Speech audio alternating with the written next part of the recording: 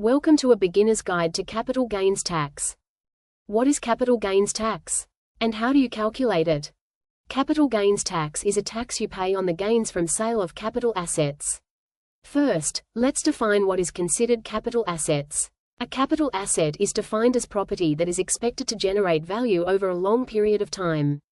It can be tangible or intangible. There are different types of capital assets such as stocks and bonds, goodwill, patents and trademarks, property, plant and equipment. Specific examples of capital assets include the following: stocks, bonds, cryptocurrencies, real estates, collectibles, etc. Depending on the types of capital assets, they have different rules and conditions that apply when calculating the capital gains tax. In this video, we will only focus on the capital gains tax related to stocks and dividends, stock options, and cryptocurrencies. Let's start by defining how capital gains tax is calculated, and some common rules that apply to all capital assets. The gain or loss of a capital asset is calculated by subtracting the cost basis from the sales price. Gains and losses are netted together, only the net gain will be taxed. If it's a net loss, you can deduct up to $3,000 of loss per year on your personal income tax return. Capital gains from the sale of capital assets that are held for more than 1 year or longer are taxed at the long-term capital gains tax rate. If held for less than 1 year, the gain is taxed as ordinary income tax rate. Capital gains tax rates are generally more favorable, and it's taxed at 0%, 15%, or 20%, depending on your taxable income level and filing status. Let's look at how the gains or loss from a sale of stock is calculated. For example, on September 5, 2022, you bought Apple, AAPL, for $157.37, and sold it for $257.80 on October 8, 2025. The sale price of $257.80 minus the cost basis of $157.37 equals to a gain of $100.43. Since you held the stock for more than 1 year, the gain is taxed at long-term capital gains tax rate. If you pay a commission when buying the stock, you can add that to the cost basis. Likewise, if you pay a commission when you sell the stock, you can subtract that from sales price. Let's look at another example. On June 20, 2025, you bought Google for $166.64, and on September 15, 2025, you sold it for $251.16. The sale price of $251.16 minus the cost basis of $166.64 equals to a gain of $84.52. However, since you held the stock for less than 1 year, this gain is taxed at ordinary income tax rate. Remember, capital gains and losses are netted together, only when net gain resulted will be taxed. Long-term gains and short-term gains are taxed differently. If net loss, then you can deduct up to $3,000 of loss per year and carry over the rest. Let's look at a few examples.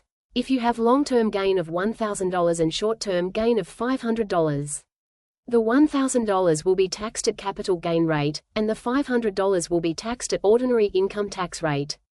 If you have long-term gain of $1,000 and short-term loss of $400, then the net gain of $600, which is $1,000 minus $400. The $600 is taxed at the long-term capital gain rate. If you have long-term gain of $1,000, and short-term loss of $6,000, then you have a net loss of $5,000, which you can deduct $3,000 of the loss on your current year personal income tax return, and carry over the $2,000 to next year. If you are married and file separately, then each get to deduct $1,500. Other things to consider related to the sale of stocks. There is a rule known as first in first out regarding how the cost basis is calculated. If you have stocks that you bought on different dates and you only sell a portion of it, your cost basis of the stock is calculated based on the earliest date's cost first. For example, you bought 200 shares of Apple on February 10, 2019, at $128 each, and later on you bought 500 shares of Apple on May 18, 2021 at $190 each. On August 15, 2025, you sold 300 shares of Apple at $235 per share. Your cost basis will be 200 shares at $128, and 100 shares at $190, which comes out to be $44,600. Your net capital gain would be $25,900, which is $70,500 minus $44,600. Another rule to keep in mind regarding the sale of stocks is something called a wash sale rule. A wash sale, also called a 30-day rule established by the IRS, which the main purpose is to prevent someone claiming a loss on the sale of a stock and then buy back the same stock. The wash sale rule actually covers a 61-day period, which includes 30 days before the sale, the day of the sale, and 30 days after the sale. It's not just the 30-day, but rather, it encompasses a 61-day timeframe to prevent tax avoidance through the sale and repurchase of the same security. If you have a loss from the sale of a stock and you buy back the same stock within the wash sale period, the loss is disallowed. Instead, the loss is added to your cost basis of the new stock. Next, let's look at how dividends are taxed. Dividends are profits that a company distributes to its shareholders.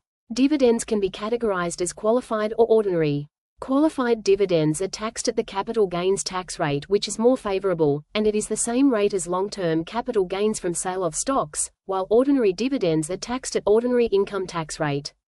In order to be categorized as qualified dividend, the payer must be a U.S. company or a foreign company that trades in U.S. Another requirement is you must hold the underlying stock which you get the dividend from for more than 60 days during the 121-day period that starts 60 days before the ex-dividend date. Let's look at how gains from options are taxed. When you buy either calls or puts, you paid a premium price for the contract. Likewise, if you sell calls or puts, you will receive the premium. The premium you paid or receive becomes your cost basis. Each contract represents 100 shares, so you would multiply the premium by 100. For example, on April 7, 2025, you buy one call contract of SPY and pay a premium of $3.45 with a strike price of $495, and expiration date of April 25, 2025. On April 22, 2025, you decided to close your position. SPY is currently trading at $520 and the premium on the contract you bought is now worth $11.85. Your gain is calculated as follows. Proceed from sale equal to $11.85 times 100 equals $1,185. Your cost basis is the premium you paid for this option contract, which is $3.45 times 100 equals $345. Your gain would be $840, which is $1,185 minus $345.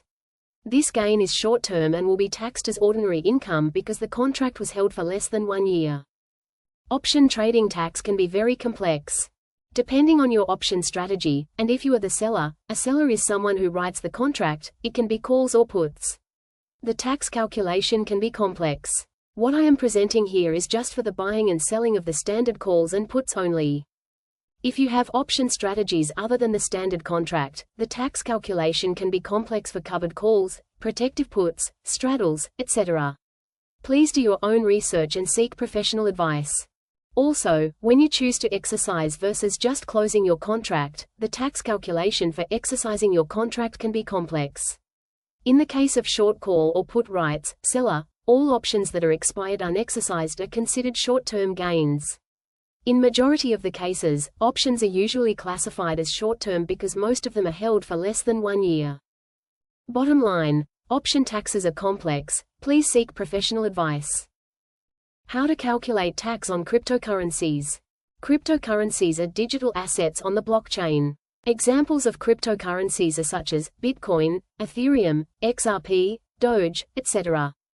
The following are taxable events related to cryptocurrencies.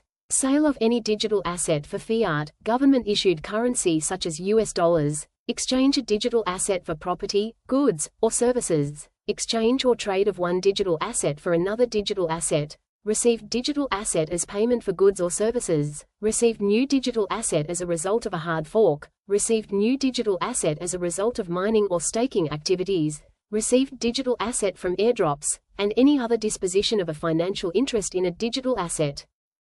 The following are non-taxable events per the IRS. Buying cryptocurrencies with fiat money. Transferring cryptocurrencies between wallets. Donating cryptocurrencies to a tax-exempt non-profit or charity.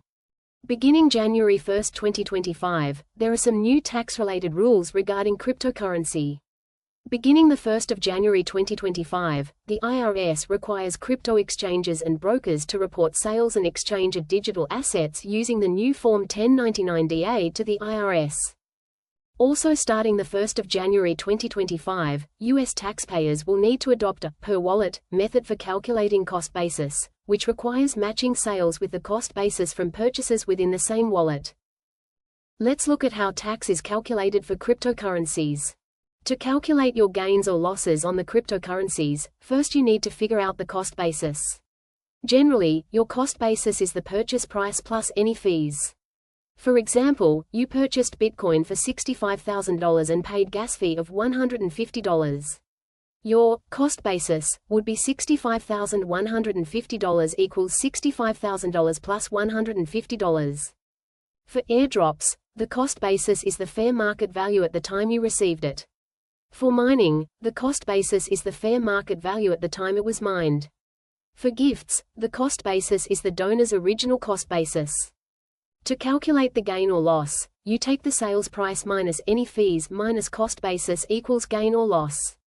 For example, you sold the Bitcoin for $120,000 and paid gas fee $250. You will have a gain of $54,600 equals $120,000 minus $250, minus $65,000 plus $150. If the crypto you sold was held for more than 1 year, then the gain is taxed at the long-term capital tax rate depending on your taxable income bracket. If less than 1 year, the gain will be taxed as ordinary income. Here is a chart for capital gains tax rates for 2025. Depending on your taxable income level and your filing status, your capital gains tax rate can be 0%, 15% or 20%. As you can see, it is possible to pay 0% on your capital gains if your taxable income is below a certain level. Strategic tax planning can save you a lot of money. Please refer to the chart. Also, remember this is for long-term capital gains. If you have short-term gains, then the short-term gains will be taxed at the ordinary income rate. It's important to keep a record of your transactions.